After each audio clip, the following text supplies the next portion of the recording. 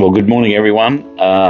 Friday, weekend's just around the corner, and looking forward to the weekend in God's house, especially on Sunday, obviously. But I've just got a little thing I want to share with you this morning, and sort of if you could combine these scriptures together and a little bit as a spin-off from those that are doing Search for Life course.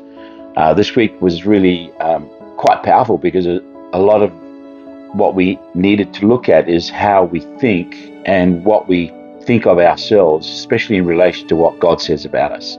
So It's sort of a little bit of a spin-off from that. And I've got faith or fear. There, 2 Timothy 1:7 says, God has not given to us a spirit of fear, but of power and of love and self-control. Some translations say sound mind.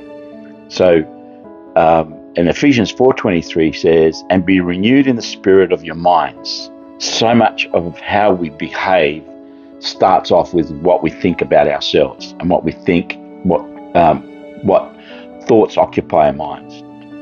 Jesus said in John 8:32 says, you shall know the truth and the truth will set you free. And I love that because many times we're not listening to the truth that comes from the mouth of God. We listen to other things. See, we are constantly bombarded by thoughts of failure, thoughts of, I wonder what's going to happen, the unknown, not too sure what tomorrow is going to bring, the future. What happens is if this continues to progress in this way, where am I going to end up? Who's going to look after me? Am I going to have enough money?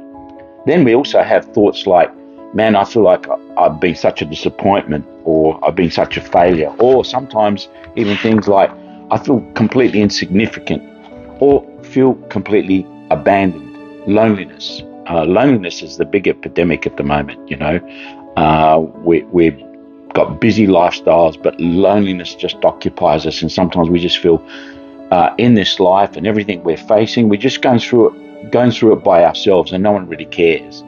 Now, they are some of the lies that we sort of entertain, some of those thoughts that we entertain that are very destructive.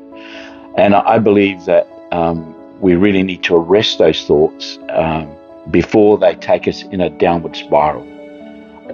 Part of this course that we're doing, Search for Life, is many times we go down this spiral and then we see the behaviors that result of our thinking that's wrong. And we do all sorts of things, addictions and destructive behaviors.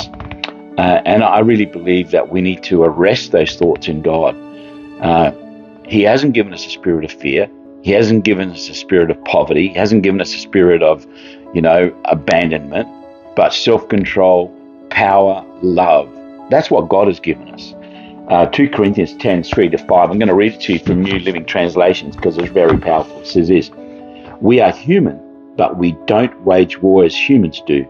We use God's mighty weapons, not worldly weapons, to knock down the strongholds of human reasoning and to destroy false arguments. We destroy every proud obstacle that keeps people from knowing God. We capture their rebellious thoughts and teach them to obey Christ. And after you have been fully obedient, we will punish everyone who remains disobedient. Now, it's talking about people have this wrong concepts of God and false ideologies and stuff like that.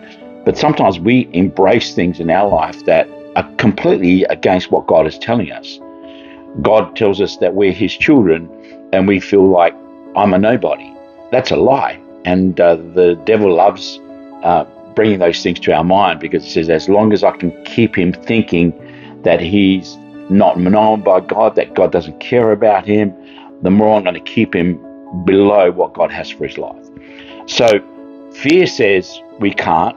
Fear says you won't make it. Fear says, hey, we're going to fail. Fear says it's no use. Nothing's ever going to change. But faith says with God we can do all things. So we either choose to listen to those lies that come to us and says, God doesn't care about you. This is going to destroy you. You're gonna go down with this boy. But we either listen to that, and surely those things will take us down, or we step out in faith, in the truth that God has declared over our life. Faith says, greater is he that is in you than he that is in the world. Faith says, You're not alone. God is your strength. He's your protector. God is working things out. So we either choose to live by fear and those lies that we entertain that will bring us down, or we'll allow faith and the truth of God to lift us up. So I don't know what you want to listen to. I certainly don't want to listen to the lies that many times comes to my head. I want to listen to the truth of God. You shall know the truth. We need to live in truth. When we're living, not just knowing about it, because we all know these scriptures, don't we? But it's about living in them. If we live in them, you shall know the truth, and the truth will set you free. And I pray that we make a decision not to listen to the lies, not to listen to the doubts and the fear and what's going to take us down, things that may never happen, but believe in the truth of God, that God is with us, God is for us, God has got us, and He's going to see us through. And nothing that happens in our life is without God's knowledge. So God knows us, God cares about us, and He cares about you, and He's going to see you through. So I encourage you with this little devotion this morning. Hey, don't listen to the lies, don't listen to fear, don't listen to things that destructive thoughts, that you're abandoned, that God doesn't care about you, that you'll never make it.